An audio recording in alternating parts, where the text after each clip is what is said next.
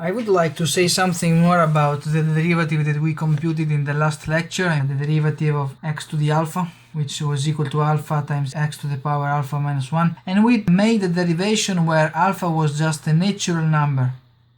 In particular, it could be either 1, 2, 3, and so on and so forth. But I said that this result was more general in the sense that we could also apply this derivative rule when we have real exponents here. Let's try to dig a little bit deeper into why this is true.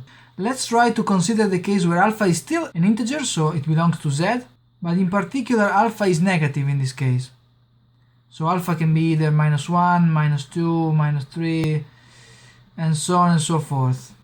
So if we want to compute the derivative, in this case we can rewrite x to the alpha as 1 over x to the power minus alpha. This is legitimate, right? Because 1 over x to the minus alpha is equal to x to the alpha.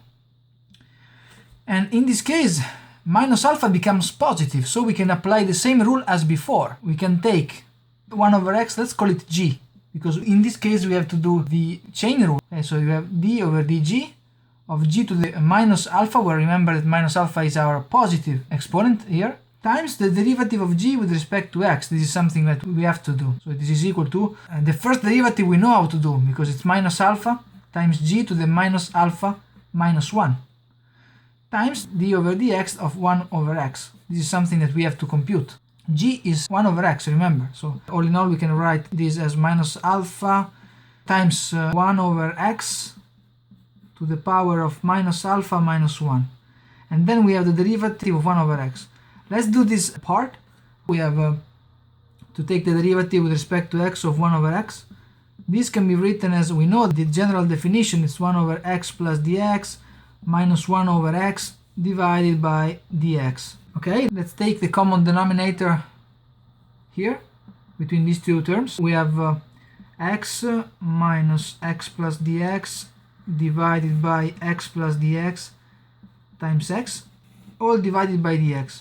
Okay, so this can be written as x and x go away. We have minus dx divided by x times x plus dx times dx. This denominator can be put in here. So dx and dx go away, and we have minus 1 over x plus dx times x. But remember that dx goes to 0, so we have x squared. This is the derivative of 1 over x. We are going to substitute it here. So we have d over dx of x to the alpha is equal to minus alpha 1 over x to the minus alpha minus 1 times minus, so we get a plus here, 1 over x squared. So let's rewrite it as alpha. 1 over x to the alpha minus 1 is equal to x to the alpha plus 1. And then we have x to the minus 2. 1 over x squared is x to the minus 2. And if we put these two together, we have alpha times x to the alpha plus 1 minus 2, which is alpha minus 1.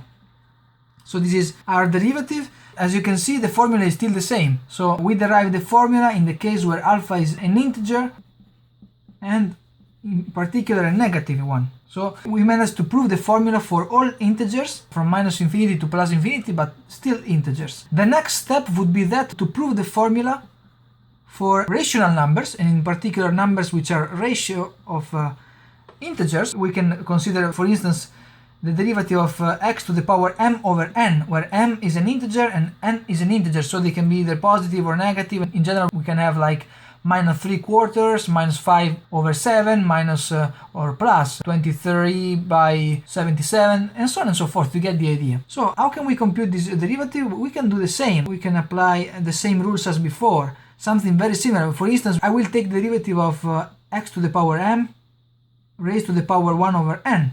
And in this case, I can call this x to the m as g, and then I have to take the derivative with respect to g of g to the 1 over n times the derivative of g with respect to x. This becomes equal to 1 over n times g to the 1 over n minus 1 times dg over dx. In this case, g is x to the m, so this becomes equal to m x to the m minus 1. Let's replace g by its definition, which is x to the m, so we get 1 over n times x to the m to the power 1 over n minus 1 times m times x to the m minus 1. And then we can rewrite this. This is m over n. We have x to the power m by n minus m, if we multiply the two exponents, times x to the power m minus 1. So this becomes equal to m over n, x to the power m over n. Then we have minus m plus m, which is 0, minus 1. So this becomes minus 1. As you can see, the formula is still the same, even for rational numbers. This is very interesting, because it's like calling this m over n like alpha, and we apply the same formula. We have alpha here, alpha minus 1 here.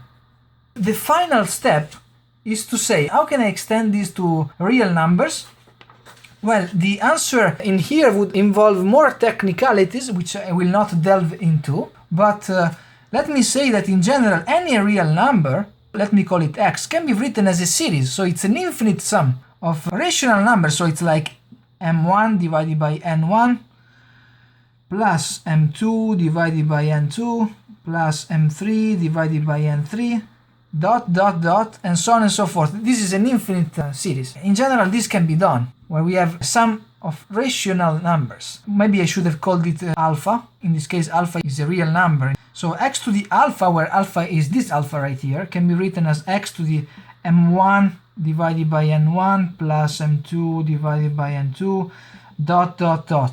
So this is like x to the power m1 over n1 times x to the power m2 over n2, and so on and so forth. In this case, you can take the derivative as before by considering the same rule, and what we will get if we take the derivative of these products, okay, we have x to the power m3 divided by n3, and so on and so forth. It's an infinite series. We should apply the product rule, which I didn't explain yet. We will probably do it in the next lecture, which says that in general, if we have a product of function f1 times f2 times f3, and I take the derivative of this product, the rule tells me that I have to take the derivative first of f1 with respect to x, and then multiply by f2 and f3 plus f1 times the derivative of f2 divided by dx times f3 plus f1 times f2 times the derivative of f3 divided by dx.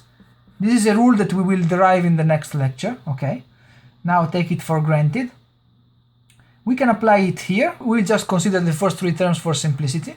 We would get dx alpha over dx. We have to take the derivative of the first term and then multiply by the other two. And then we have to take the derivative of the second term and multiply by the other two, and so on and so forth. So we have the derivative of the first term is m1 divided by n1 times x to the m1 divided by n1 minus 1 times x to the m2 divided by n2 times x to the m3 divided by m3. So I will just write the three terms. I will not write more than three terms for sake of simplicity, as I said, plus. And then I have to take the derivative of the second term. So it's m2 divided by n2, and then let me rewrite the first term as m1 over n1. We have taken the derivative of the second term, so it's x to the m2 divided by n2 minus 1 times x to the m3 over n3. And then you get the idea. The third term would be m3 divided by n3 times x to the m1 over n1 times x to the m2 divided by n2 times x to the m3 divided by n3 minus 1.